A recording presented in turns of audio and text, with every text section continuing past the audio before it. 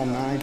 9 comes out. Coming into the new year, we've had some interesting storylines that happened last year. And I got roasted last season for saying that JJ McCarthy has the higher upside than Jordan Love. So let's revisit this conversation because now we have additional perspectives. I still stand by my statement. I'm not taking that back. I still stand by mine. I still stand by it. I mean, again, my logic still stays the same. I honestly think we've seen what kind of quarterback Jordan Love is. I think, any quarterback can improve, but I really do think we've seen his ceiling. Mm-hmm. Still don't know what JJ McCarthy's ceiling is yet. So by DVOA or any advanced metric, Jordan Love has one of the best advanced stat lines in the NFL.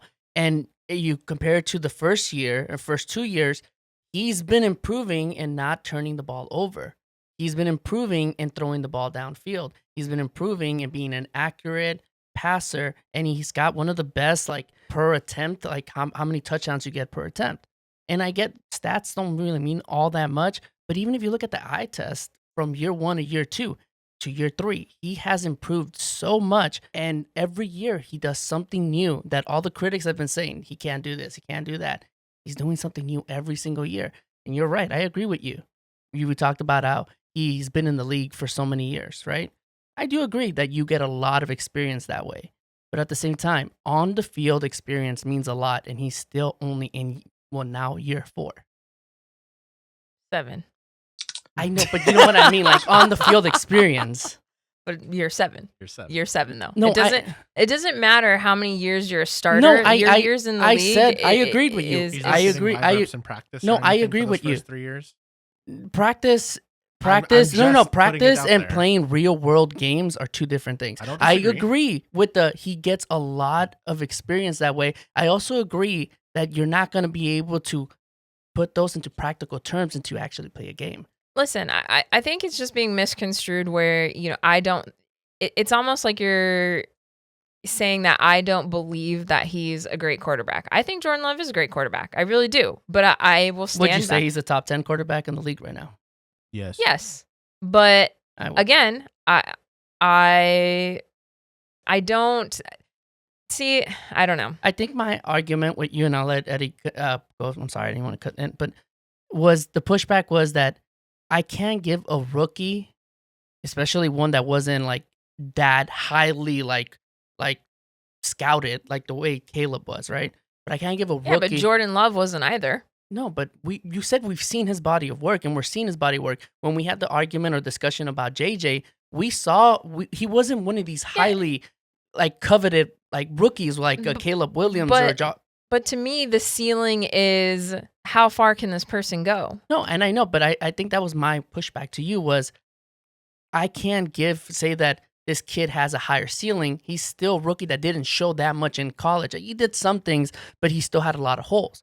At that point, when we compare Jordan Love to him, Jordan Love already showed a lot. He already showed he had 4,500, and I know stats in your thing, but he showed he could do 4,500 yards in a year. He showed he could do 35 touchdowns in a year. I'm like, I can't give a kid saying he's got a higher ceiling when I haven't even seen any of that in college. And that's so much easier than that. But did you see that with Jordan Love? Yeah, he threw a lot of touchdowns in college. That was a lot of work. Yeah, but he didn't play in a premier. Where did he? Oh, Utah State. Yeah, Utah State. He didn't play. No, but I wasn't comparing him in college. I was saying that Jordan Love is in the NFL. We're seeing this body of work from the NFL, now from college. I can't say a kid from college has a higher upside. I could have probably told you, Caleb probably, yeah, because you saw intangibles. You saw things that you never seen someone else do, even in college.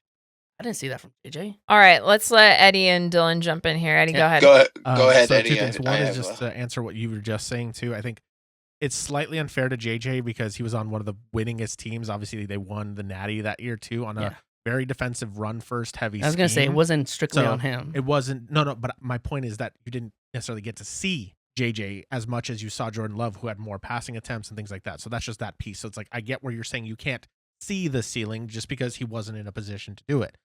My whole thing is, I think with Jordan Love, who is more accomplished absolutely right now in the NFL, I think we've seen his ceiling. He's had a magical season.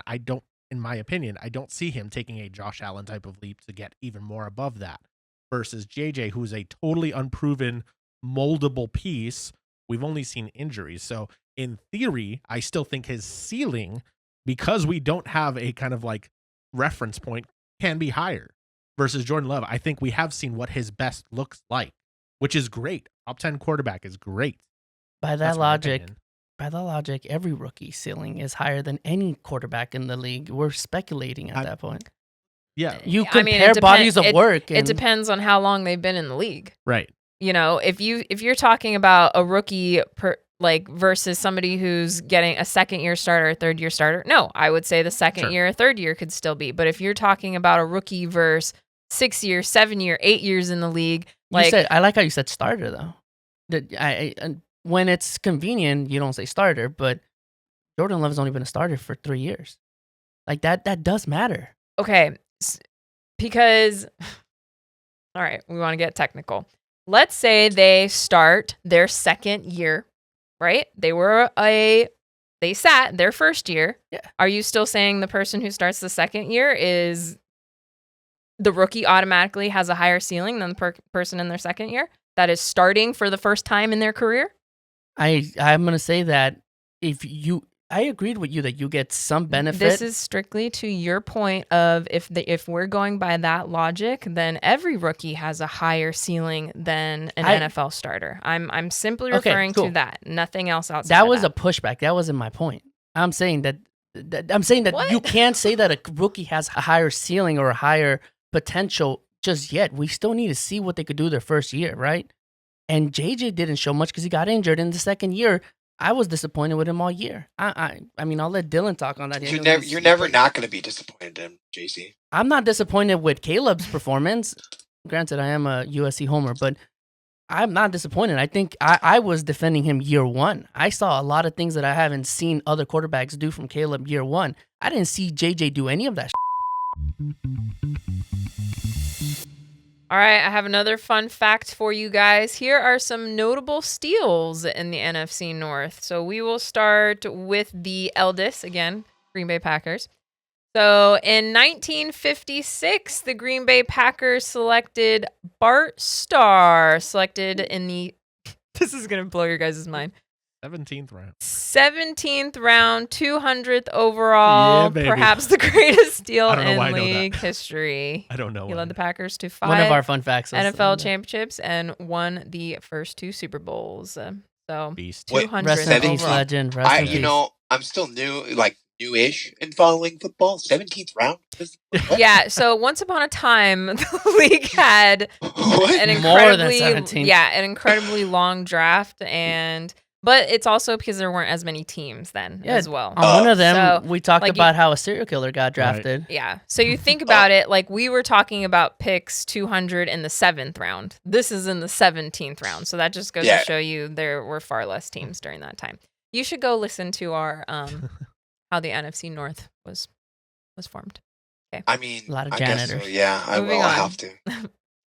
Alrighty. In 1983, the Chicago Bears selected defensive end Richard Dent, an 8th round pick out of Tennessee State. Dent became a Hall of Famer and MVP of Super Bowl 20, finishing his career with 137.5 sacks. Very Wow. nice. Wow. In Wow. that age, Yeah. that's wild. Nice. In 8th round, dude. In 1998, the Minnesota Vikings selected Matt Burke, center, 6th round pick selection from Harvard. Burke didn't start until his 3rd year, but became a 6-time Pro Bowler and an anchor of the Vikings offensive line for nearly a decade.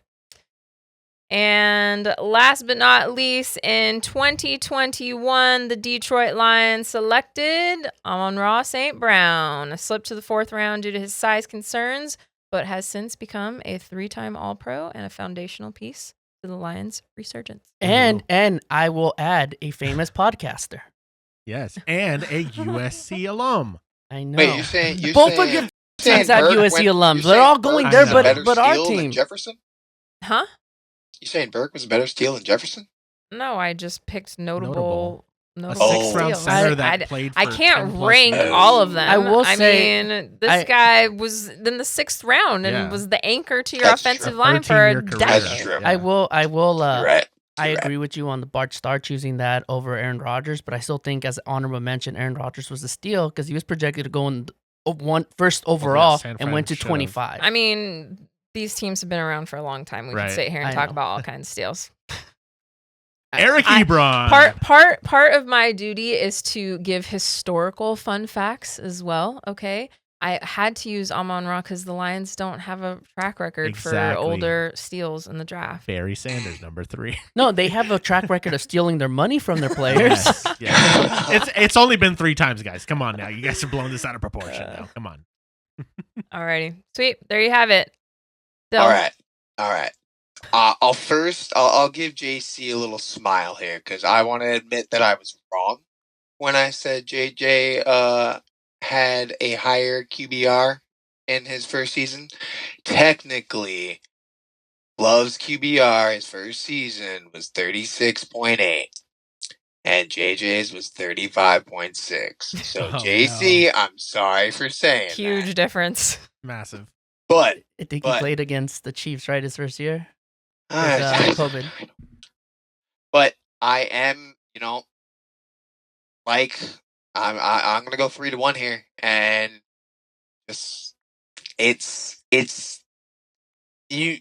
I have seen, I mean, we've seen some spark, and we've seen some clutch performances by JJ already in his rookie season.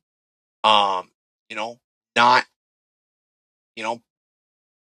first game against the Bears. That was a very clutch fourth quarter by him. You came back, you beat us. I got to see it. That was cool. That was even more clutch than we did. But you see his sparks, and they're way bigger than Love has had before. And to be developed and keep being developed, especially by O'Connell, and having the pieces he has, I think it's going to be, it may not be this year. He may have to fight for it this year, which he's probably going to have to prove himself. But at that point, he has that ceiling that he can actually bust through, especially this year, because he's going to have to prove Can I himself. ask all of you something real quick? So Yeah, and I have something I want to respond to. Okay. Dylan as Okay, well. okay. Because I was going to say, we can't say that it's a coach thing because I think that the Vikings have a wonderful coach. I'm going to praise the coach. I think, I can't say Kevin O'Connell. Thank you. I think he's a great coach. So I don't think that there's an unfair advantage between LaFleur and Love and all that because they have a great system. But we've saw at least enough body of work from JJ that there were times where we're questioning, like, what the is happening? Like, not just the injuries, because yes, got to give the kid a benefit of the doubt on injuries. But there were times where I get Jordan Love had some bad throws, but he had some beautiful downfield passes, and he kind of balanced both of them. And at the end of the year, on those first 2 years, he cleaned that up, and he became a little more clutch in those years. And like I said, I'll give you. He did throw some really bad interceptions. He's cleaned that up. Cool. But there are games where I saw JJ, I'm like, this does not look like an NFL quarterback. There's never been really that many games where I've seen Jordan Love where I'm like, I don't think that's not an NFL quarterback. And that's But what I'm those saying. games- Maybe you guys are right about the ceiling being high because he's still young, but his floor is so much lower than what Love is. I don't think O'Connell and the coach, and the coaching staff really gave JJ that rookie. It's kind of hard to say, but I think he was not coached well. And once that season started to come along towards the end there, and they actually started to do more of quicker passes because JJ has a really nice fastball. And I think that it was starting to pick up in the latter end, especially when he was getting a little bit more momentum. So as long as they can kind of keep helping him instead of throwing him into the fire, I think he will do better. But Jack, what were you going to say? Is she changing her mind now? You said no. You said something about sparks, flashes, Yeah, something like that. nines. His nines. that's hard for me to get behind, to be honest. Yes, he's had his moments, but not enough where more so what it is JJ is like a nice prototype quarterback. Like he has everything. He's mobile. He's got good size. He does have a fastball. A lot of it to me though was it felt like he was just always trying to do too much. And maybe that's what you're trying to talk about, like the coaching. It seems like he was overcompensating for missing his entire rookie season. You know, that again, a lot of quarterbacks were drafted that year, so maybe he had this internal pressure of like I'm behind the 8 ball now and now I got to prove myself. So to me, it really just comes down to the decision making and the accuracy. And I truly think if he can clean that up, he will make a major leap. Now, again, that's not something you really can coach. So from the coaching side, like, I mean, the decision making, yes, you know, if you kind of peel back the offense and you know, get down to the whys and here's how you do this and this person needs to be here at this time and if they're not, or if the defender is in this area or if it's man or if it's zone, like those kinds of things, yes. But really, you know, and I think that maybe this is where JC was talking about with like Jordan Love, he didn't really struggle with accuracy, whereas JJ McCarthy has. You know, but I don't think he's thrown into a lot of double coverage when he was in college. I don't watch college football, so but here's my pushback with JJ too is in comparing both, right? Because again, we do have some body of work with JJ. We know a little bit about him right now. If you compare what JJ was given compared to what Love was given, yes, the coaches we could give maybe the Vikings have slightly better coach. I'm not sure, but cool. They have a better defense. They had a fantastic wide receiver core, and at the maybe a decent tight end. I don't know what Hawkinson really is considered now. Yeah, you could say that the offensive line's a little shaky, sure, but all the other pieces were set for him to take off. And if his talent's supposed to be there, we should at least seen good long stretches of it. I don't know if I have. I mean, our defense was the reason we won a bunch of games. But that would give you the ball more. Yeah, but at the same time, our defense was. I mean, they were really shining when he wasn't there. Yeah, but that's an indication on him too, because he put you guys in situations too where your defense needed to bail you out. Don't get me wrong, Love did too. But Love was also in positions where we didn't have a defense. He had to shoot the ball. Maybe that's why he showed more, but I don't know. I can't add to maybe your point is there. But I'm just saying, from comparing them right now, I just think they're in two different worlds. And maybe you guys are right. I mean, right now they are in two different worlds. Yeah, There's absolutely. no doubt about that. I mean, I agree with you on that 100%. Again, I'm just going back to the original conversations of, you know, the ceilings of the QBs in the decision or in the division, not decision. I think the jump for me would be like if you guys would have said, "Oh, we still need to see if he can make the jump to even be Sam Darnold," because I think Jordan Love's a better quarterback than Sam Darnold. I agree with that. I think that would have been a more fair assessment. And then if he makes that jump, we could start making the conversation about Jordan Love in potential at least. Yeah. But he hasn't even jumped. I mean, their GM got fired because they chose him over Sam Darnold, and that's where we suspect. We don't know. I mean, maybe it was a good thing. I mean, maybe he got fired, but maybe at the same time it was because there was misalignment. Yeah, you know, and to be honest, I'm really excited to see 3 quarterbacks in our NFC things that would are get in your their prime. GM fired. All right, guys. I don't know about what Eddie chili thinks, at home but I again? don't think Goff. No, but I don't want you to have to edit for 4 No, days. this is gonna be for next week. Oh, okay. Alrighty. Well, thank you for tuning in on that one. We love bringing the drama. Yeah, it's fun. Yeah. Don't get us ever started talking on baseball. It gets heated. Bad. Oh gosh.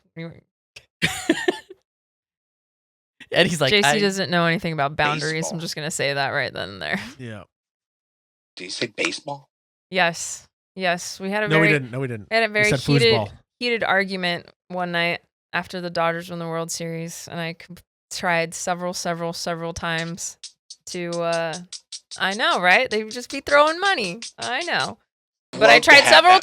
times to tell JC I didn't want to talk about it anymore, and he just kept pushing me.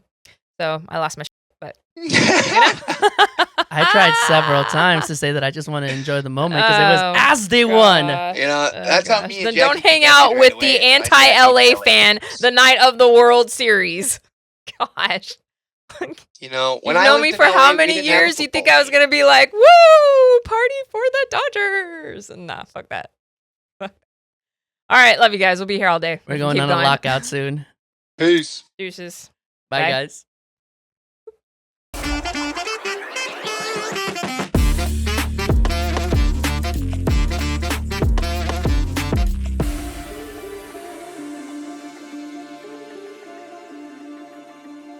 I call him 9.